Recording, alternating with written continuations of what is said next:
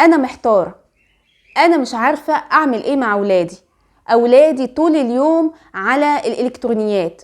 انا مش عارفة اظبط لهم يومهم، حتى انا كمان يومي ضايع، انا مش عارفة اعمل ايه.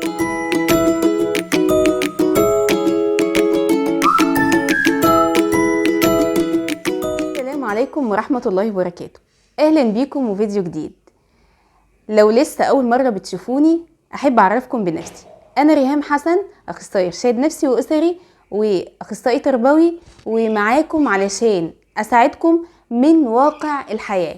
انا في الاول ويعني علشان اربي اولادي كويس درست واتعلمت حاجات كتير وحابة اني افيدك بيها، فتابعيني علشان ان شاء الله نستفيد كلنا مع بعض.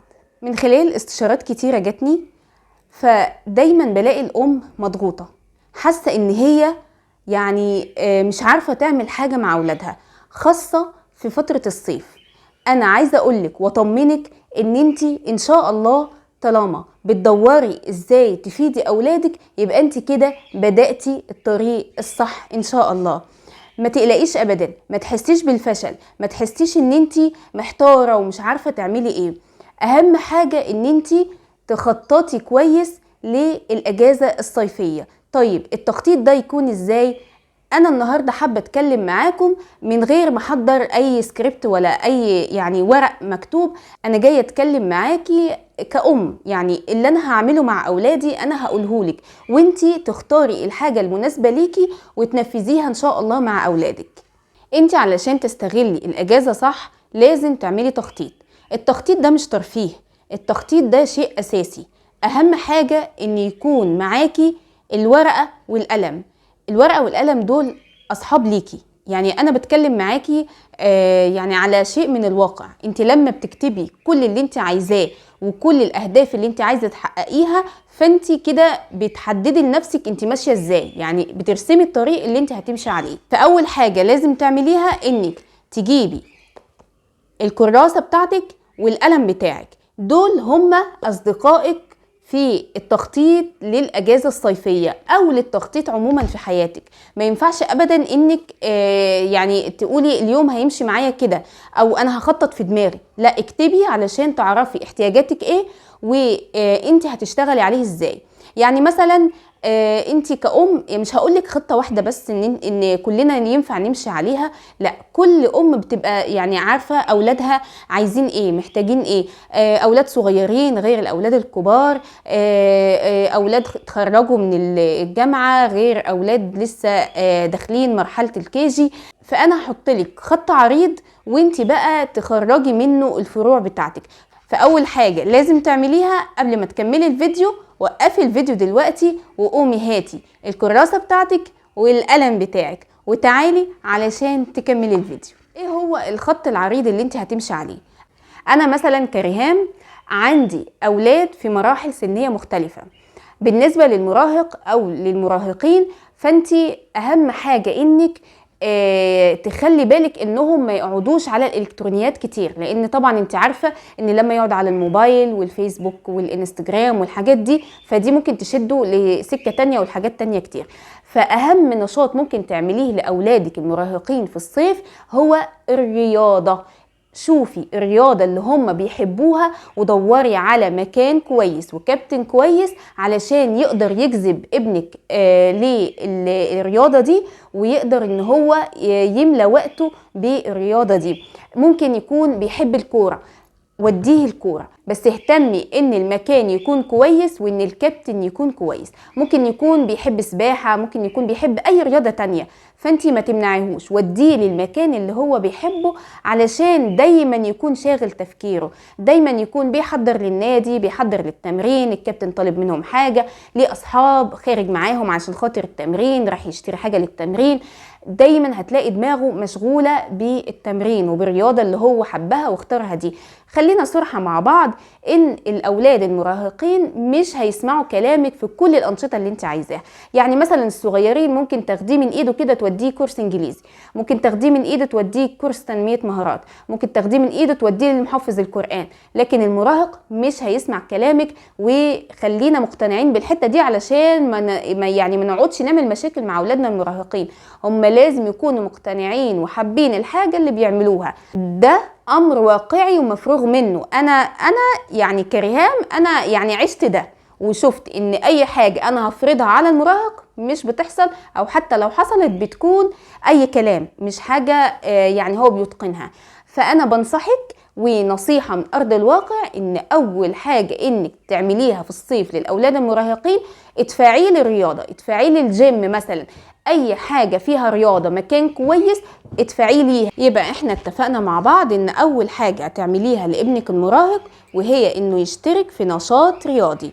حاجة تانية ممكن تعمليها لو عندك معارف، فممكن يقدموا له شغل او ان انت توجدي له مكان يشتغل فيه، مكان كويس. هتبقى حاجة عظيمة جدا جدا، لانك بكده يعني هتعلميه مهارات كتيرة جدا، وكمان هتشغلي وقته وهتشغلي تفكيره، وهيتعلم تحمل المسؤولية، وهتستفيدي جدا جدا من فترة الصيف بالنسبة للمراهق. نيجي بقى للبنوتة اللي في فترة المراهقة، برضو هتلاقيها متعبة وهتتعبك جدا جدا في اي طلبات تطلبيها منها. بس ما تيأسيش، افضلي وراها، ولازم برضو في الصيف تتعلم مهارات كتير. يعني مثلا بتحب الرسم، ممكن تشتركي لها في كورس رسم. بتحب الاشغال الفنية واليدوية، برضو اشتركي لها في كورس للاشغال الفنية. طبعا حفظ القرآن ده اساسي، لو تشتركي لها في الدورات اللي هي تحفيظ القرآن، ممكن في اونلاين او ممكن لو دار تحفيظ. طبعا هي هتتعبك جدا وهتبقى يعني مش عايزه تعمل حاجه، هتبقى كسلانه، عايزه تقعد في البيت، عايزه تمسك الموبايل. فما تديهاش الفرصه لكده. حاولي ان انت تقللي الفتره اللي هي بتاعه ان تمسك موبايل وتقعد على الالكترونيات، حاولي تقللي. طبعا لازم تشتغل في البيت، وهتلاقي منها صد وعناد وحاجه صعبه جدا، وكلنا يعني بنعاني من الموضوع ده. بس برضو ما تسيبلهاش الفرصه. هتلاقيها بتعلي صوتها ومش عايزه اعمل وماليش دعوه وانا مالي واشمعنى انا. بس برضو لازم تاخد مهام في البيت، برضو زيها زي اخواتها يعني لو هي ليها اخوات ولاد او اخوات صغيرين، كل الاولاد لازم يكون ليهم مهام. بس البنوته المراهقه ما تتسبش كده على هواها وقاعده على التليفون او قاعده نايمه، لا، لازم يكون ليها انشطه بتعملها. واول حاجه ان هي تشترك معاكي في البيت، وكمان الانشطه التانية زي ما قلنا، وشوفي هي ميولها ايه واشتركي لها في الانشطه اللي هي بتحبها. نيجي بقى للاولاد الصغيرين، دول بيبقوا في ايديكي اكتر، اللي هم من مرحله الكيجي لغايه الابتدائي. يعني قبل الاعدادي ممكن الولاد يبقوا في ايديكي وتعملي اللي انت عاوزاه معاهم من انشطه. اهم حاجه علشان تعرفي انت عايزه تعملي مع اولادك ايه او تخططي صح، شوفي كده اولادك ايه هي الحاجات اللي ناقصاهم. هل هم في تعليم الدين مش متظبطين قوي؟ يعني مش عارفين العقيدة، مش عارفين في الفقه، مش عارفين سيرة الرسول عليه الصلاة والسلام، مش عارفين الصلاة، مش حافظين قرآن. حددي ايه اللي ناقصهم بالظبط، وهاتي ورقة وقلم او كراستنا وقلمنا اللي احنا اتفقنا عليهم واكتبي. الولاد ما يعرفوش حاجة في سيرة الرسول، يبقى انا هخطط وهجيب مثلا فيديوهات من على اليوتيوب ونتفرج كل يوم على فيديو ونتناقش فيه مثلا. طيب نجيب قصص عن النبي صلى الله عليه وسلم ونقعد نقرأها او هم يقرأوها ونتناقش فيها. شوفي هم مقصرين في ايه، او انت يعني ما ظبطتهمش في انهي جانب، واشتغلي على الجانب ده. طيب الولاد كويسين في الدين وماشيين مع معلم او معلمة ومتظبطين، طيب هل هم مثلا ايه في الانجليزي مثلا ضعفة محتاجين ان هم يتقووا؟ طيب هتقدري تشتغلي معاهم في البيت؟ هتقدري ان انت تجيبي فيديوهات من على اليوتيوب وتذاكري لهم؟ يبقى تمام قوي. يبقى تكتبي الهدف بتاعي ان انا اقويهم في الانجليزي في فتره الصيف وتشتغلي. طيب مش هتقدري، تقدري ان انت تقدمي مع في كورس او مع مدرس، اعملي ده.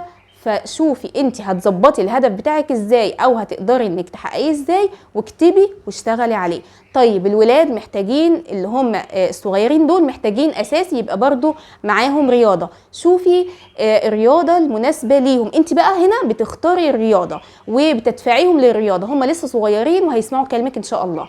فشوفي بقى جنبك نادي، جنبك مركز شباب، جنبك اي يعني اكاديمية، اي حاجة ممكن الولاد يلعبوا فيها رياضة، قدمي ليهم في الرياضه دي، حتى لو كاراتيه، اي حاجه بسيطه، فتنس، اي حاجه المهم يكون ليهم جانب رياضي. ما يقعدوش كده موخمين في البيت ويقولك انا عايز الالكترونيات، انا عايز تليفون، انا عايز، وتستسهلي وتديهوله، ما ينفعش.